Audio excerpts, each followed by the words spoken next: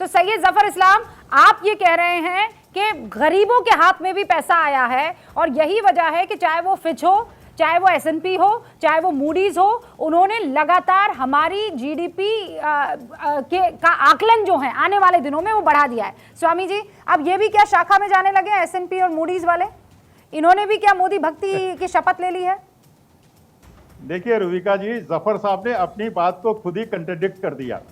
उन्होंने कहा 80 करोड़ लोगों को 140 करोड़ में से, इसका मतलब 60% लोगों को आप 5 किलो अनाज दे रहे हैं और हंगर इंडेक्स पे हम नीचे घिसटते चले जा रहे हैं और उसके बाद हमारी जीडीपी मनमोहन सिंह के जमाने से भी कम होती चली जा रही है।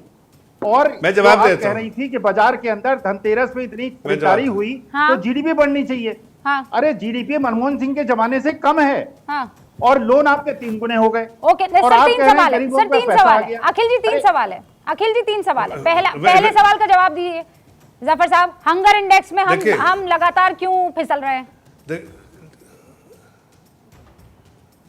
देखिए, दुनिया की 20% आबादी इस देश में रहती है और ये बहुत सारे एजेंसीज जिस तरह के डेटा को कलेक्ट करके और छोटे से सैंपल सर्वे को प्रेश करके जो ये बनाते हैं इंडेक्स, कई बार उनके इंडेक्स जो है वो सही नहीं होते हैं। इसलिए मैं आपको एक छोटा एग्जांपल देता, जैसे पहले मैंने कहा कि हमारे जीडीपी ग्रोथ को वो खुद ही नहीं समझ पाए कि इतनी तेज़ी हिंदुस्तान में कैसे है।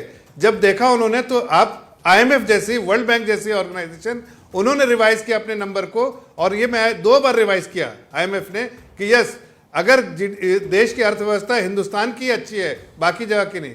इन्फ्लेशन रेट आपने सही कहा नीचे जा रहा है, आगे फोरकास्ट भी नीचे है, लेकिन ये इन्फ्लेशन किस वजह से था? इन्फ्लेशन था पहले जो बढ़ा था वो जो सप्लाई चेन जो डिसरप्शन आया था, सप्लाई नहीं हो पा रही थी। आप कोविड के समय से देखिए, पहले कोविड था, माल प्रोड्यूस नहीं हो रहा है लेकिन खरीदने वाले बहुत हैं। ये जफर साहब जो कह रहे हैं, उसके बाद आप उससे जितना अग्री करें या नहीं करें, लेकिन ये जो इंडेक्स विंडेक्स वाले ये जो एक सेकंड सही साहब, एक सेकंड बस थोड़ा सा मैं ऐड कर देना चाहती हूँ।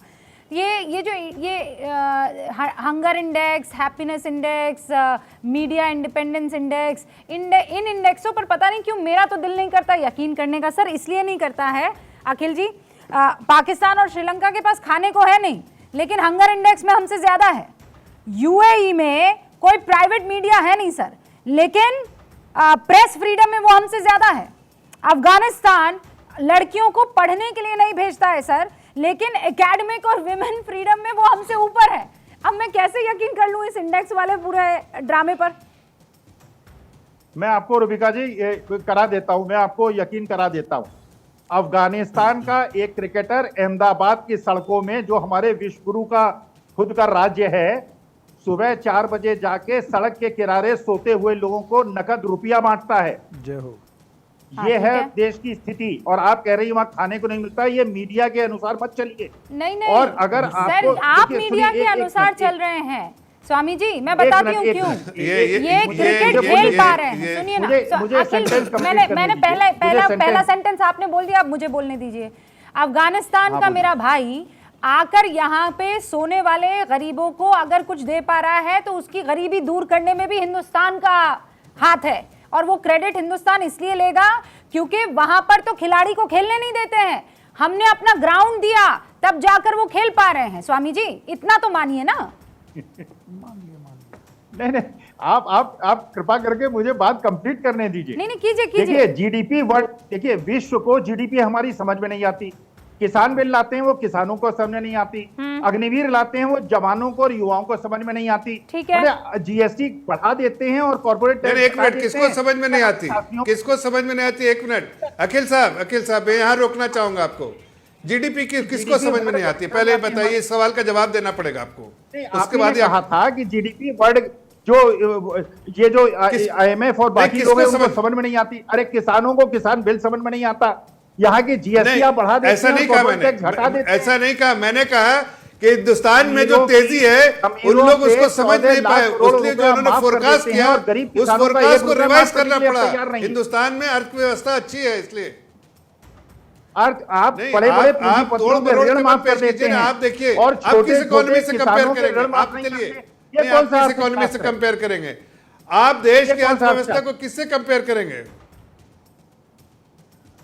अरे आप बताइए, गरीबों का भाई, 1 लाख हमारे रुपए यहाँ माफ नहीं तेजी करते, है, और आप हमारे यहाँ जी वाले निवेश हो जो रहा है, हमारे हमारे हैं, यहाँ उनका गरीबों 5,500 का करोड़ माफ कर देते 13.5 हैं। करोड़ आप लोग, पूंजीपति 13.5 लाख लोग करोड़ गरीबी माफ रेखा कर देते से, हैं, और मिडिल गरीबों का क्लास 1 से, रुपया माफ लोअर कर मिडिल देते हैं। क्लास में एक आ सेकंड, गए। एक सेकंड, एक नहीं, सेकंड। 13.5 सर, करोड़ लोग जो है वो लोअर मिडिल। अरे एक सेकंड, लोअर मैं आंकड़ों की बात कर रहे थे, हम तो सब भावुक हो गए। मैं तो आंकड़ों की बात कर रही हूँ, मैं दोबारा आंकड़ों पर लेकर आती हूँ आपको। अखिल जी, मुझे आपकी मुस्कान सच में बड़ी पसंद आई है। मेरे अच्छी है, अच्छी है। हाँ नहीं, अच्छी अच्छी बात है ये। अब दुष्यंत नागर और शरद कोहली साहब, मैं आपके लिए सामने ये राउंड छोड़ रही हूँ। अब मुझे ये बता दीजिए दुष्यंत भाई, यूएसए की ग्रोथ रेट 50%, चाइना की 80%, जापान की 30%, जर्मनी की 5%, हिंदुस्तान की ग्रोथ रेट 150%, और हम कह रहे हैं हम डूब रहे हैं। भाई हमारा साइज बड़ा है, और हमारी तो? हमारा जो कृषि क्षेत्र है हाँ। वो लगातार तरक्की कर रहा है।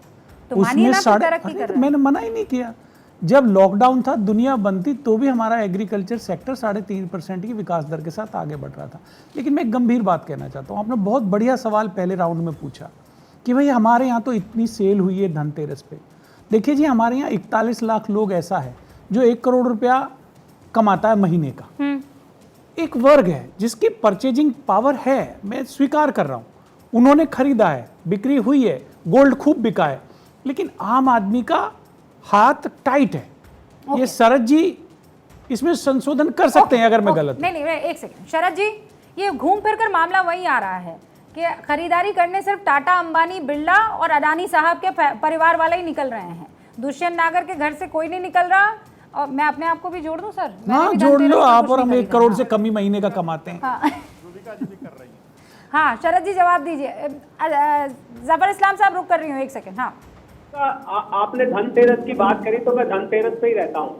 हाँ धनतेरस वाले दिन 50,000 करोड़ की कुल मिला के प्रवीण खंडेलवाल जी बैठे हैं, वो कंफर्म करेंगे 50,000 करोड़ की कम से कम बाइंग हुई है।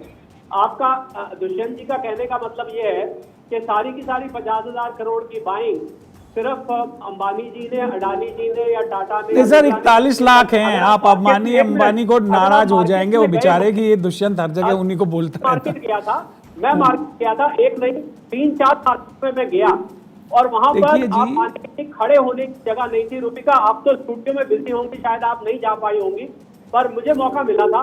मैं वहां पर किसी भी मार्केट में इस बार ट्रैफिक की क्या हालत थी, चारों तरफ शहरों में ट्रैफिक जैम था, और मार्केट में पैर रखने की जगह नहीं थी। आप दुकानदारों से जाके बात करिए, वो दुकानदार आपको बताएंगे कि इस बार उनकी जितनी बम्पर सेल हुई है ऑटोमोबाइल्स का। मैं सिर्फ एक उदाहरण ले लेता हूँ, गाड़ी की बिक्री।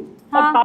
सारी गाड़ियां तो अंबानी साहब, अडानी साहब नहीं खरीदते है। हैं। भाई साहब, मैं उन टाटा दोनों तो को नहीं कह रहा, टाटा की गाड़ी मैं है, 41 और लाख का नया संख्या है। 41 लाख लोग हैं, जितनी ऑटो नव सेल धनाढ्य वर्ग, साहब। जो मोदी जी ने पिछले 10 वर्ष में 18 घंटे काम करके तैयार किया है, उनकी संख्या 41 लाख है।